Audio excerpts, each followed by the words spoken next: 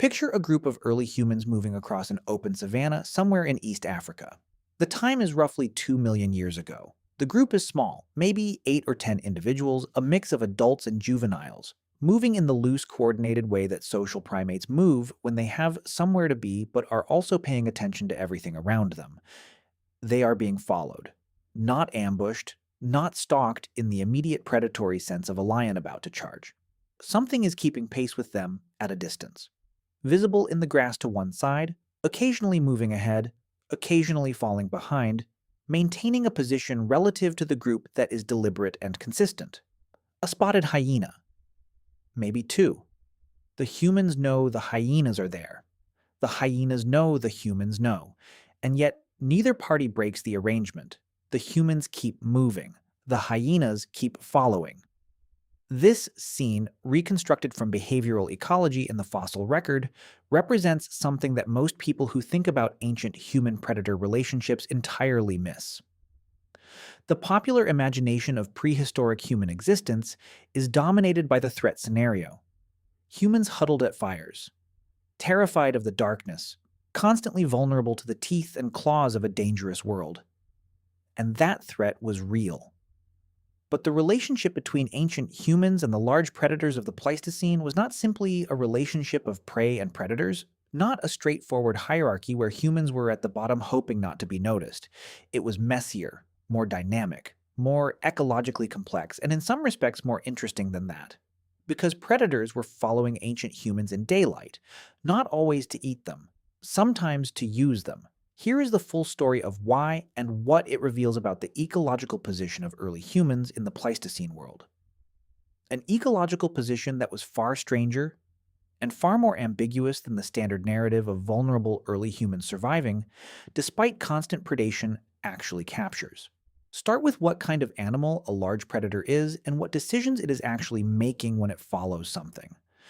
Large predators are not simply hunting machines that attack anything edible within range.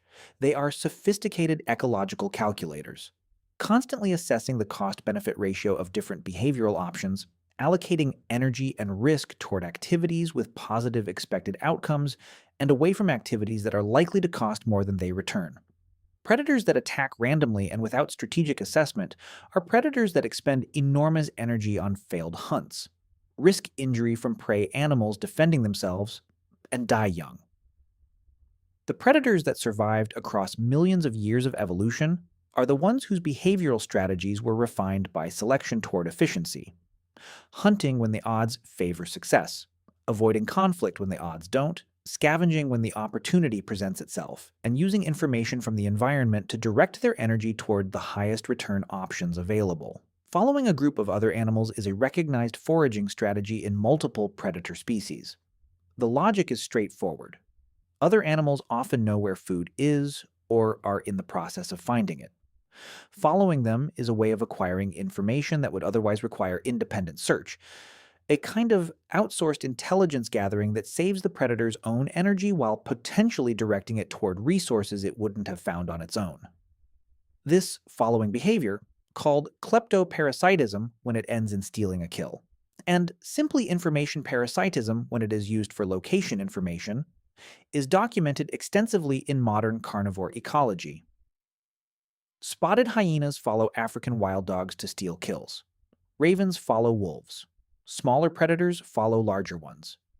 And in the Pleistocene, there is strong ecological and behavioral evidence that various predators followed early humans in exactly this way, during daylight, in the open landscape of African savannas and woodlands.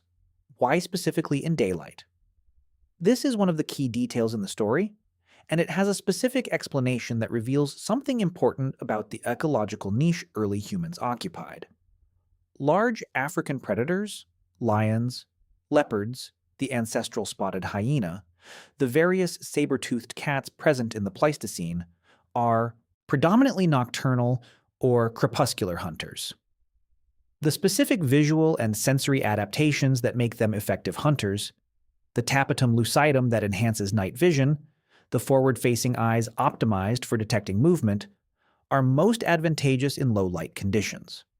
During the heat of the African day, large predators are primarily resting, conserving energy, and waiting for the cooler and darker conditions that favor their hunting strategies. Early humans, by contrast, were the opposite. Anatomically, modern humans and their immediate ancestors are diurnal, active during the day, with visual systems optimized for daylight color vision and spatial discrimination rather than night sensitivity. The human cooling system, eccrine sweat glands distributed across most of the body surface, combined with reduced body hair that allows heat dissipation, makes sustained physical activity in the midday African heat possible for humans in ways that it is not possible for most large African predators, whose coats and less efficient cooling mechanisms make sustained exertion in peak heat dangerous. This thermal separation of activity periods created an ecological window. During the middle of the day, when large predators were resting and the savanna was relatively free of active hunting activity, early humans were moving through the landscape, foraging, hunting, and in the process, identifying and locating resources, carcasses, water sources, prey animals, plant foods, that the predators resting nearby had no current information about. When the predators stirred from their resting places in the late afternoon and early evening, preparing for their active hunting and scavenging period, early human groups that had spent the day moving across the landscape were a source of exactly the information those predators needed. Where had the humans been? What had they been doing? Where there was a group of humans that had spent time in one location, there was probably a resource, a kill being processed, a carcass being butchered, a concentration of prey animals that the humans had been exploiting. Following the humans backward, or following them forward to where they were heading, was a way for predators to acquire spatial information about resource distribution that their daylight inactivity had prevented them from gathering themselves. The fossil record and zooarchaeological evidence provide direct support for this interpretation. Analysis of faunal assemblages at early hominin sites frequently shows evidence of both human and carnivore activity on the same bones, with the sequence of modifications sometimes indicating human activity followed by carnivore gnawing. Humans processed a carcass, and then predators, arriving later, consumed what remained. This pattern, documented at multiple sites, is consistent with predators following human activity to carcass locations after the humans had departed or been displaced. The competing pattern also occurs, carnivore marks preceding human tool marks, indicating that early humans were following predator kills and accessing them after predators had consumed their fill, or displacing predators from kills through group action. The relationship ran in both directions, which is what you would expect from two groups of intelligent foragers occupying the same landscape and competing for overlapping resources. The behavior of modern large carnivores observed in areas where they are not heavily persecuted by humans provides additional evidence for the following dynamic. Lions and spotted hyenas in areas of Africa where they have regular contact with human pastoralists and herders often monitor human activity in ways that go beyond simple prey assessment. They follow herds that humans are moving, not to attack the humans but to intercept opportunities that human activity generates. Sick or injured animals, animals separated from the group, animals that human activity directs toward locations that favor predator ambush. The capacity for large predators to track human activity patterns and exploit the opportunities they generate is present in modern populations and was almost certainly present in the ancestral populations that shared landscapes with early hominins. The predators were using early humans as information sources about the resource landscape, and they were apparently willing to operate during or just after daylight hours to do so. Now, layer in the early human side of this dynamic because it was not one-directional, and the ways early humans responded to and exploited the following relationship is where the story becomes most interesting. Early humans almost certainly knew they were being followed. The attentional systems of social primates are highly attuned to the behavior of other animals in their environment, prey animals, predators, competitors, and a group of small social hominins moving through an open landscape would have been monitoring their environment continuously for exactly this kind of information. A hyena maintaining consistent distance behind a moving group is a detectable behavioral pattern, and groups that detected it and responded adaptively, either moving to exploit the situation or adjusting behavior to manage the risk, would have had better outcomes than groups that were oblivious to it. The responses available to early humans upon detecting they were being followed were multiple, They could increase group cohesion, reduce the vulnerability of stragglers, and make collective defense more credible. They could make noise and display in ways that communicated the costs of approaching too closely. They could accelerate toward a location where the following predator would be less advantaged. Or, and this is the most interesting possibility, they could use the following relationship strategically. By the way, if you want to go even deeper into the secret lives of ancient humans, I just launched a full course called The Secret Lives of Ancient Humans. 10 modules, 3+ hours of content covering everything we never talk about on YouTube. What they feared, how they communicated, what hunted them, and much more. Plus an exclusive PDF guide included. Link in the description. See you inside. There is ethnographic and behavioral evidence that hunter-gatherer groups in various parts of the world have used their knowledge of large predator behavior to exploit kills made by those predators, following predators to their kills, and then using group size, fire, noise, and projectile throwing to displace the predators temporarily and access the carcass.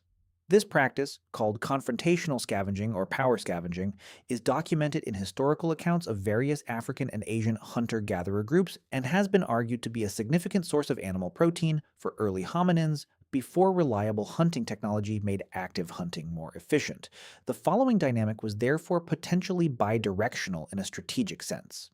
Predators followed humans to exploit the information humans generated about resource locations. Humans monitored predators, including predators that were following them, as a source of information about where kills were occurring. Each party was using the other as an intelligence resource while also managing the risk that the other represented. This mutual exploitation ecology is considerably more interesting than either simple predation or complete separation. It implies a level of behavioral flexibility and situational assessment on both sides that reflects the ecological sophistication of the Pleistocene African megafauna community. These were not simple predator-prey relationships operating on instinct alone. They were dynamically negotiated ecological relationships between groups of intelligent animals making real-time assessments of opportunity and risk. The specific predators most likely to follow early human groups in daylight are worth examining, because different species had different behavioral ecologies and different reasons for monitoring human activity. Spotted hyenas are the most plausible and best supported candidates. Modern spotted hyenas are highly intelligent, cooperative, and behaviorally flexible. They are known to monitor the behavior of other animals extensively, listening for lion calls to locate lion kills to exploit, watching vulture activity to locate carcasses, monitoring the movements of competing predator groups. Ancestral spotted hyenas in the Pleistocene were larger than modern spotted hyenas, and were probably similarly cognitively sophisticated. Their commitment to opportunistic exploitation of any available resource and their tolerance for operating in a range of conditions, including daylight hours when necessary, makes them the most probable regular followers of early human groups. The evidence from paleontological sites supports hyena-hominin interaction extensively. Hyena-modified bones appear at many hominin sites, indicating that hyenas were regular visitors to locations where hominin activity had concentrated food resources. The pattern of damage suggests that hyenas were arriving at these locations after hominin activity, following the trail, in effect, of where hominins had been. Lions are a more complex case because modern lions are more strictly nocturnal hunters than hyenas, and would have less motivation to follow groups during peak daylight hours. However, lion scavenging is opportunistic, and lions that had information about a carcass being processed by hominins would be motivated to investigate and potentially displace the hominins, even during daylight. The frequency of lion-hominin interaction at carcass sites is debated, but the large body size and group hunting capability of ancestral lions, which appear to have been somewhat larger than modern lions in some Pleistocene populations, would have made them significant competitors at any substantial carcass. Saber-toothed cats, primarily Homotherium latidens and Meganterion white-eye in the African Pleistocene, have traditionally been assumed to be ambush predators whose interaction with early hominins was primarily as a predation threat. Recent analysis of Homotherium postcranial anatomy and isotope data has suggested that some saber-toothed cats may have been more cursorial and more diurnal than previously thought, with limb proportions suggesting sustained pursuit capability and isotope signatures consistent with hunting in open, daylight-active ecological niches. If some saber-toothed cats were more diurnal than modern large felids, their interaction with early human groups could have been more regular and more complex than simple nocturnal predation threat. African wild dogs, or their Pleistocene ancestral forms, represent another candidate. Modern African wild dogs are the most consistently diurnal of Africa's large predators, hunting primarily in the early morning and late afternoon and resting during peak heat. They are among the most efficient hunters on the continent, with success rates exceeding 70% on most hunts. They are also intensely monitored by other predators. Hyenas follow African wild dog hunts consistently to exploit the kills. Early hominins monitoring African wild dog activity, or being aware of wild dogs following their own activity, would have been engaging with one of the most effective resource locating systems on the savanna. Vultures deserve specific mention as daytime followers because while they are not carnivorous predators in the strict sense, the information ecology they created for both early humans and large predators shaped how following behavior worked across the community. Vultures soaring over a carcass are visible at enormous distances, kilometers, in the clear air of the African savanna. Both early humans and large predators monitored vulture behavior as a location signal for carcasses. A descent of vultures indicated a dead animal. Multiple predator species would converge on such signals, and early human groups that were monitoring vultures would find themselves moving toward locations that large predators were also moving toward, creating the complex multi-party carcass encounters that the zoo archaeological record documents. In this sense, vultures functioned as a shared information broadcast that made the resource landscape partially legible to all the major scavenging parties simultaneously. Early humans who were actively exploiting vulture information were participating in an ecological information network that also included the large predators, and those predators, following the same signals, would inevitably converge on the same locations as early human groups. The risk management dimension of living in a landscape where you are both followed by predators and following them requires specific attention, because how early humans navigated this risk tells us something important about their cognitive and social capabilities. Group size was the primary defense. A single early hominin on the savanna was prey. A group of 10 was a considerably more complex proposition for most predators. The coordination required to monitor multiple individuals, the increased likelihood of defensive response, the higher cost of any attack attempt, all combined to make group-living hominins less attractive as predation targets than isolated individuals. The minimum group size that provided reasonable protection against the predators of the African Pleistocene was probably somewhere between 6 and 15 individuals, depending on the specific predator community and the specific habitat. The communication systems that allowed early humans to coordinate responses to predators, alarm calls, directed attention signals, coordinated group movement, were themselves selected for in the context of the predator-following relationships that were a regular feature of their environment. The specific content of early hominin vocalizations cannot be directly reconstructed, but the functional requirements of living in a community of intelligent predators that were following you, monitoring you, and sometimes competing directly with you for the same resources created selection pressure for increasingly sophisticated communication about predator identity, location, behavior, and threat level.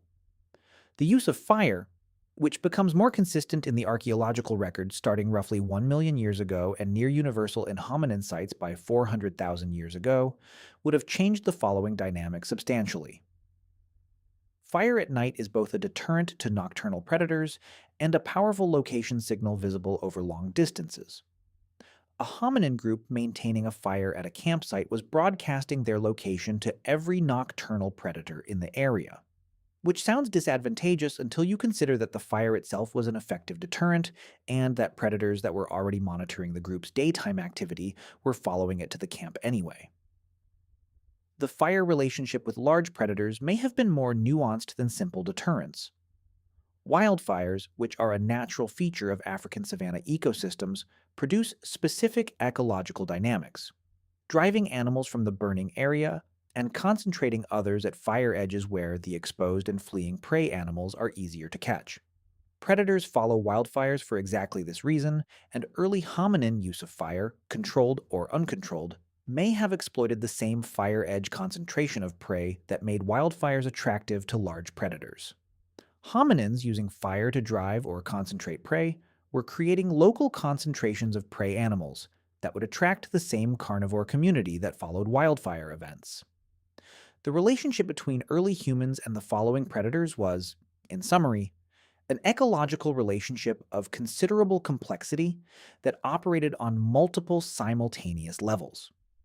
Competition for the same carcass resources, mutual exploitation of each other's information about resource locations, defense management through group behavior and fire, and underlying all of it, a shared landscape where the intelligence of all parties was being continuously tested and refined by the challenges that the others presented.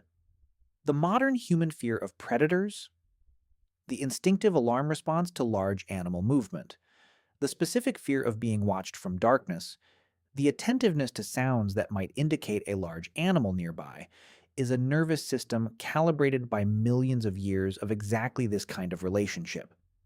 The anxiety is not a malfunction. It is the preserved alert state of an animal that lived for most of its evolutionary history in a landscape where being followed was normal and where correctly interpreting the intentions of the following party was survival critical. The predators that followed early humans in daylight were not simply threatening, they were part of the ecological community within which early human intelligence was forged. Competitors, information sources, threats, and inadvertent allies depending on the specific situation and the behavioral assessments being made on both sides. The group of early humans on the East African savanna, with the hyenas maintaining their careful distance behind, was not simply a terrified group of prey animals hoping not to be eaten. They were participants in an ecological negotiation that both parties had been running, refining, and adapting to for millions of years. And both sides, in their own way, were learning from each other.